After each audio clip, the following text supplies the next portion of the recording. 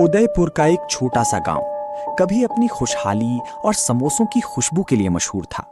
सुबह होते ही गलियों में तेल की छन-छन, आलू मटर की महक लोग थे और सुकून था।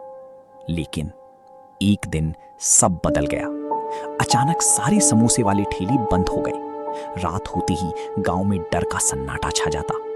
लोग कहने लगे, अंधेरी में एक समोसे वाला भूत घूमता है। वो हर घर के सामने रुकता, गरम समोसों की खुशबू फैलाता और जो भी उस खुशबू को सूंघ लेता वो खुद ब खुद बाहर आ जाता और फिर कभी वापस नहीं आता। इन्हीं दिनों रोहित शहर से गांव लौटा। माँ, बहुत भूख लगी है, कुछ अच्छा बना दो, उसने हंसते हुए कहा। माँ मुस्कुराई, आज देसी घी में मटन बनाऊंगी। शाम को जब रोहित दोस्तों से मिला तो सब जल्दी जल्दी घर जाने लगे। रात को बाहर मत निकलना, भूत घूमता है समोसे लेकर। रोहित हंस पड़ा। ये सब अंधविश्वास है। लेकिन उसकी मां ने सच बताया, नहीं बेटा, ये सच है। उस रात रोहित ने खुद देखने का फैसला किया। आधी रात, सन्नाटा और फिर हवा में फैली गरम समोसों की खुशबू। रोहित खिड़की से झांकता है। एक साया, सिर पर टोकरी। अचानक वो भूत उसके सामने खड़ा था। आओ, गर्मा गर्म समोसे। रोहित के कदम खुद ब खुद बाहर बढ़ने लगे। तभी, रोहित बेटा, नहीं, मां की आवाज गूंजी और भूत अचानक गायब हो गया। अगले दिन रोहित को सच्चाई पता चली। उसके पिताजी की मौत एक्सीडेंट में नहीं हुई थी।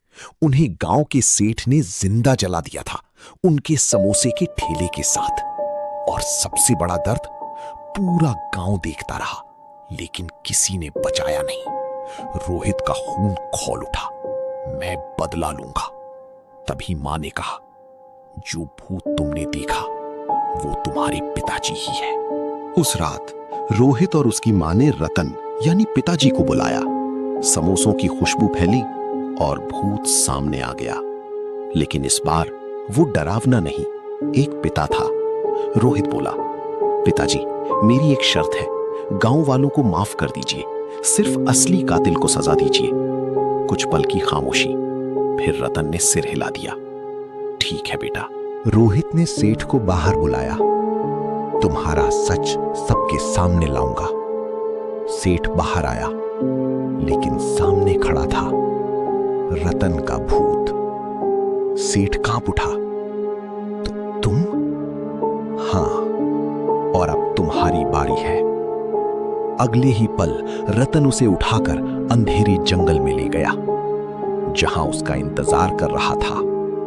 सेठ ने अपनी गलती मानी और कहा कि मुझसे गलती हो गई है, मैं आज के बाद गांव में कभी किसी के साथ ऐसा नहीं करूंगा। भूत ने बोला, अब तो तेरा अंत समय आ गया है और तुझे सबक सिखाना बहुत जरूरी है। इतना कहते ही रतन ने सेठ को पकड़ा और उसे अपने साथ ले चला। देखते ही देखते वो सेठ रतन के साथ घने जंगल की गहराइयों में कहीं गायब हो गया। कुछ देर बाद रतन वापस आया। अब वो शांत था, मुस्कुरा रहा था। कमला, रोहित, अब मैं जा रहा हूं। और धीरे धीरे वो हवा में विलीन हो गया, हमेशा के लिए। अगली सुबह रोहित ने अपने पिताजी का जला हुआ ठेला ठीक किया और उस पर लिखा, रतन समोसे वाला। गांव वाले डर गए, यहां समोसे बेचना मना है। रोहित ने कहा, अब नहीं है। तभी वही बूढ़ा काका आया। रोहित ने पहला समोसा उसे दिया। काका की आंखों में आंसू थे, लेकिन चेहरे पर मुस्कान।